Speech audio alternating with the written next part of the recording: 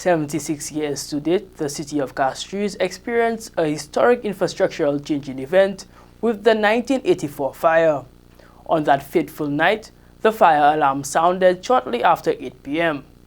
For 10 hours, the blaze consumed the town, with 4 to 8 buildings ablaze simultaneously, often spreading in different directions. Despite the valiant efforts of the community and firefighters, the lack of adequate water and equipment made battling the fire nearly impossible. On the 70th anniversary of this tragic event, Juste TV caught up with some of the survivors as they recounted this harrowing tale.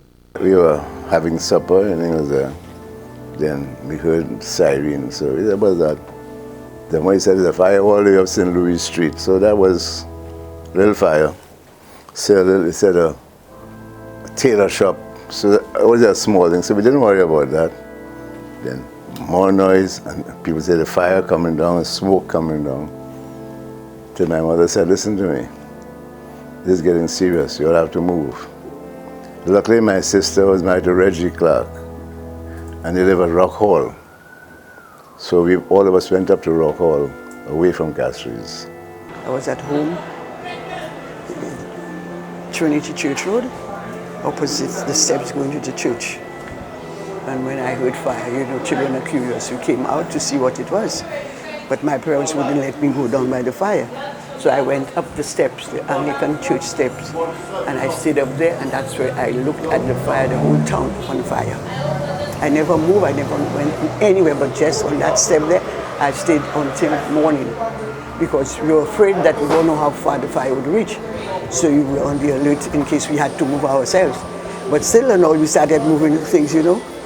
We didn't know how far, and the fire was just at the corner there and blazed up the whole of Castries. All kinds of people started running all over the place because that was not easy. Those who could get help, those who could not get help. Well, some of them, those who were able to serve, whatever they saved was not much anyway, because this fire came like a raging bull. And it was going, and meeting those kind of houses is just a matter of, you know, because so many, I wouldn't call them derelict houses because people lived in them, but mostly all the wooden structures, little wooden structures, some of them big too.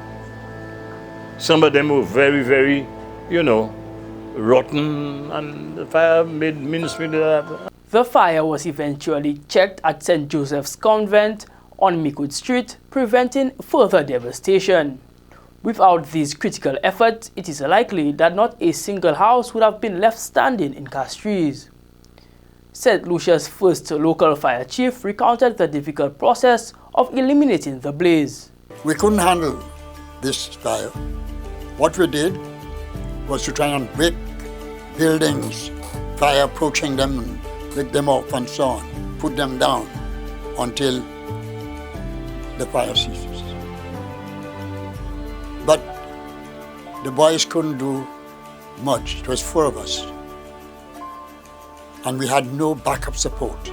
76 years later, we reflect on this tragic event, remembering the lives impacted and the lessons learned. This inferno stands as a powerful reminder of the importance of preparedness and community solidarity. For Choice News Now, I am Quinn St.